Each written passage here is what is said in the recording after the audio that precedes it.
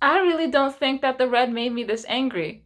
I really don't think that book made, and I was so angry when I read that facsimile of an erotica book. Oh, I was so angry. Anyway, um, did I say where that book goes? I'm pretty sure I did. Fuck it.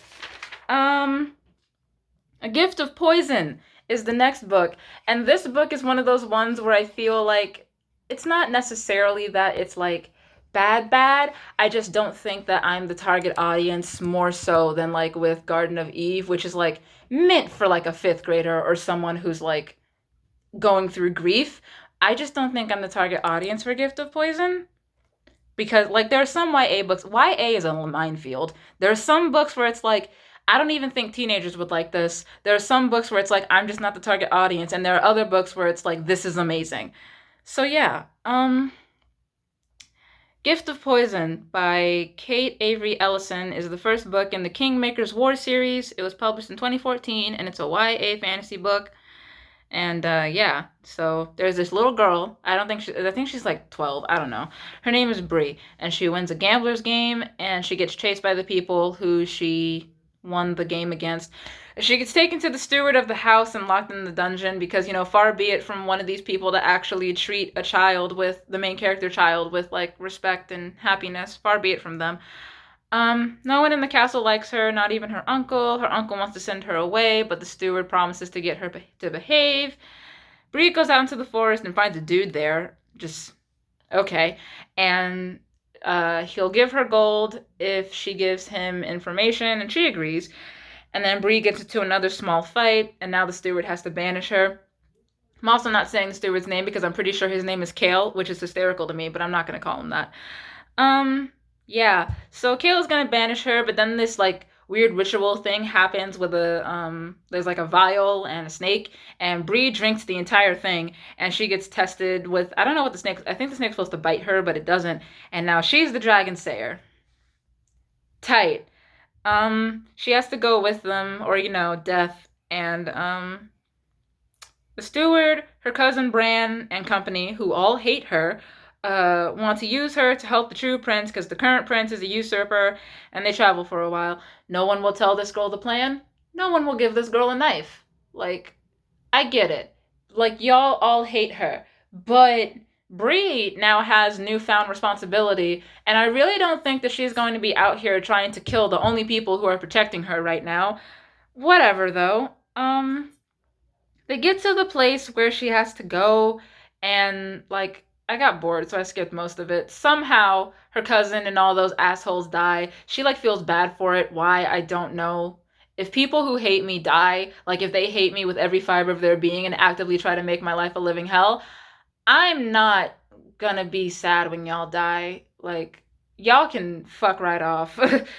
Anyway, she's having some lessons and the steward leaves her to have some lessons, and like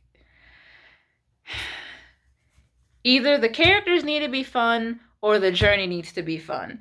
Like with the Millennium series, which I'm also going to talk about with the next book. With the Millennium series, that journey is depressing as fuck. Like if you read Girl with the Dragon Tattoo, that book is not for everybody. There are so many trigger warnings on that book for justifiable reason. But Lisbeth and Michael are really interesting characters, especially Lisbeth. Michael, not so much, but Lisbeth, she's the interesting one. She's great. I love Lisbeth. She's a great character. That story, not fun at all. But like, that's why I kept reading, because I just wanted to watch Lisbeth solve the mystery. I want to know why Kat becomes who she's meant to be in life.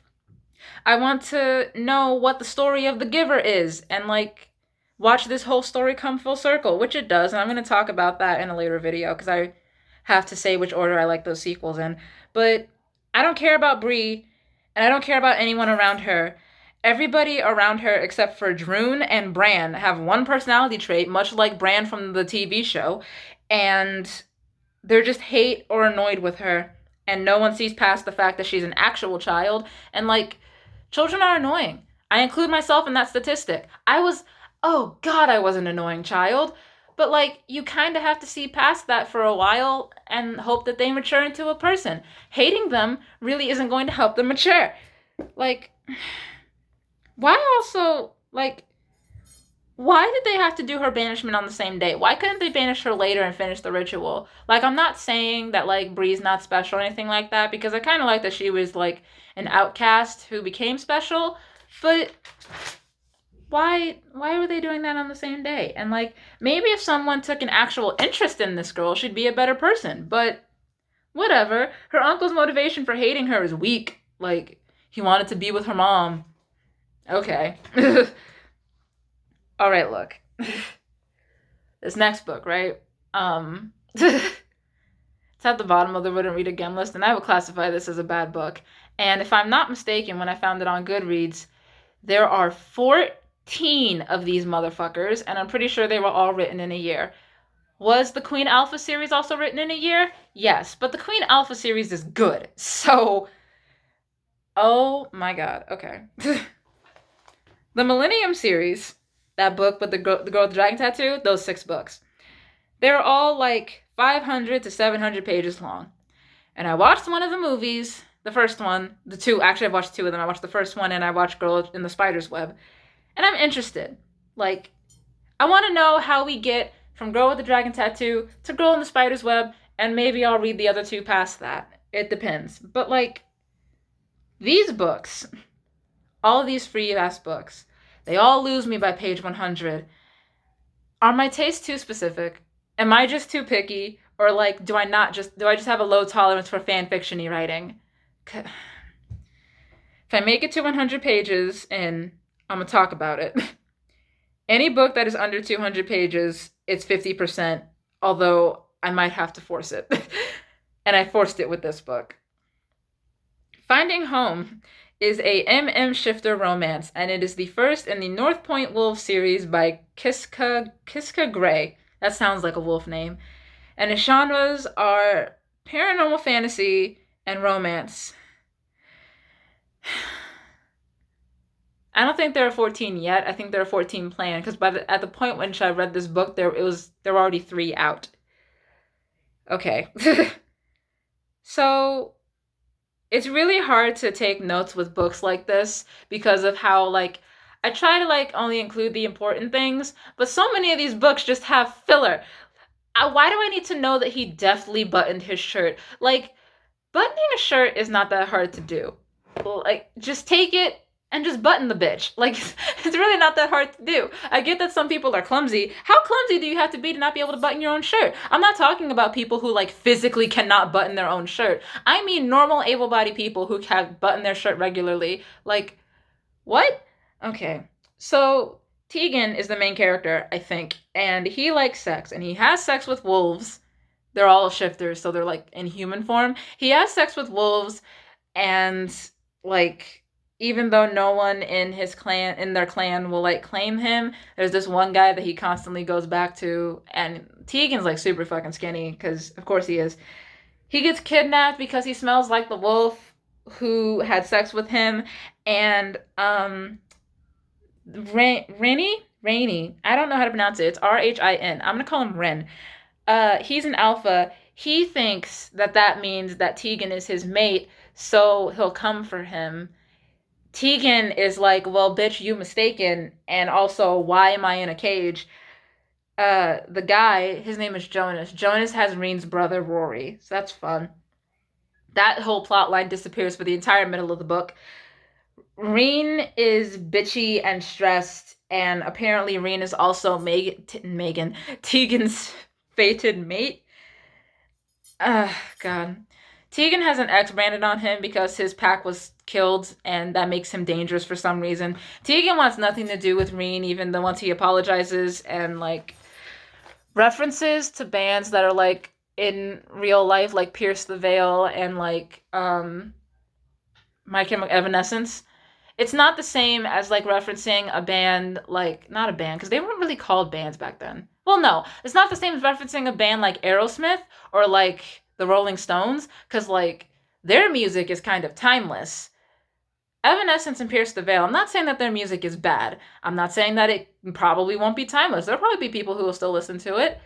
But at the same time, they're no Beatles. Anyway, so, like, the pack is letting him stay, but Tegan is having a hard time getting attached because the concept of home, whatever. And Rain goes to him, and Tegan decides to try and like get Rin's brother for in exchange for Rin taking him into the clan, even though he doesn't want to be part of the clan. And for a person who acknowledges that he thinks he's just a whore, he for some reason thinks he has leverage. And then they fuck. It's a very uncomfortable sex scene, and like Tegan enjoys it, but he doesn't forgive him. And like, I really don't think you should be having sex with a person that you don't like. If y'all have problems, I really don't think y'all should be having sex, but that's just my opinion. I will repeat none of the language in that scene because it's all fanfiction-y and cringy, and you can imagine it for yourself. The book is free, so go buy it yourself. Reen claimed him, and Tegan gets groped by some of the other members of the clan, and Rin like loses his mind or whatever. Still doesn't trust Rin. Whatever. His brother Rory is also like half witch, and this is important. And he gives Tegan a sob story about Jonas like breaking his brother or whatever. Rory doesn't seem very broken by the end of the story. Tegan isn't like so full of hate now because sob story, and then they fuck again. And like whatever the fuck a dread hunter is, Tegan doesn't like them. He had makeup covering the X on his chest, which I got the impression that it was like a deep scar. That's not how makeup works. I don't wear that. I don't wear concealer, but that's not how makeup works. You can clearly tell that I do not wear concealer anyway. Yeah, so somehow the sweat from the sex like hasn't washed off the makeup. And unless this shit is waterproof, which it doesn't fucking say, usually authors will make the distinction of saying that this is waterproof makeup because it fucking matters. Because if you have makeup from 2005, that shit is gonna wash off. Jonas gets Tegan, and like, Tegan is like, Rin's gonna come looking for me, and there's some fucker named Bastian, who's Jonas's big boss. He finds Rory. Cool. Jonas like assaults Tegan, I think, but Tegan like accepts it, so who even cares? Why did the packs hate each other? Who knows? Jonas wants to use Tegan as bait, and then like I think Jonas dies and Tegan's been injured, and they find the scar, and like something about the Dread Hunters killing his family, which means that he's marked for death. I don't fucking know. They got Rory back though. That's cool. So firstly, Finding Home is the stupidest fucking name I've ever heard in my entire life. It's more about Reen getting his brother back. It's not about finding a home. Secondly, kidnapping isn't that easily forgiven. Like, or being drugged, or being locked in a basement. No amount of, like, mate Hoosier Whatsits will change that fact. Thirdly, don't have sex with someone you hate, you flaming thunder cunt. Fourth, I have a lot of points. Fourth, there's too much context to this book that we don't get. What are the pack politics? Why do they hate each other? Why doesn't Jonas's clan like Rin's clan? Are there other clans? Do they have last names? What clan was Tegan a part of? Who are the Dread Hunters, and why did they kill Tegan's clan? Are they just out here killing people? What the fuck? They sound like something from fucking Monster Hunter. Like, what? I don't play Monster Hunter, but my boyfriend does, so I can make that reference. Go fuck yourself. Like, okay. Fifth, we don't know anything about Jonas. We don't know anything about him. We don't know anything about his clan. We don't know anything about his big boss. His big boss disappears after being in like that one scene. So I don't know if he'll be important later. It doesn't feel like it. So why do we have this entire plot? Like, what? The sex scenes are cringe and it feels like fan fiction. Tegan has self-esteem issues, yet he feels like with Jonas, he can overinflate his own confidence, like his own importance, and use himself as bait to get Jonas to give Rory back. Pick one. You can't have both. Like, what?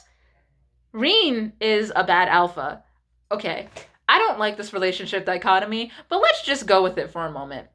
If you are an alpha and you have a beta, or you have a beta and an omega, or just an omega, like, it's kind of like it's like a fan fiction version of being in a BDSM relationship, because there's emotion involved and you have to take care of them afterwards, and you have to make sure they trust you.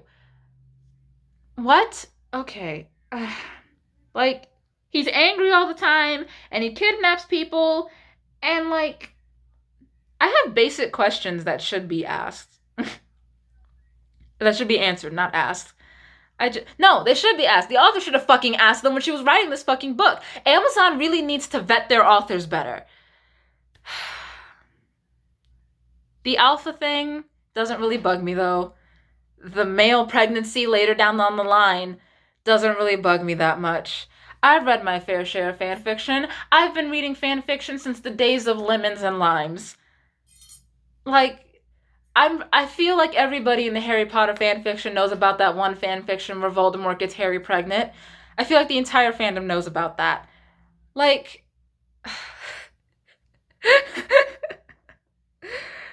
like, you still have to write good fan fiction. Male pregnancy is always stupid. It was stupid when they did it in Fairly Odd Parents. But you have to be able to write good fan fiction, aside from all of that. Like, I've written male pregnancy fan fiction. Thank God I lost it, but I've written that shit. But my fan fiction was good. Like, if you're opting for the less problematic story of having neither guy be a female or effeminate male stereotype, you need to write good fan fiction, because that's just cheap and annoying. God. This is why I don't read more than the first 100 pages if I don't like a book, because, like, look at how many notes I had for this trite garbage. Like, there's so much swearing in this fucking video just to prove my goddamn point. And, like, it's meant to be dark. There's a trigger warning on this book, but, like, Kindle skips that. And, like, why would you ever buy a print version of this book? Like, some things just need to stay on Wattpad. Let's just put it like that. Some things just need to stay on Wattpad. And if it's really bad, some things just need to stay on fanfiction.net. You can't even cross over to AO3. Just go away. The tone in this book is all wrong.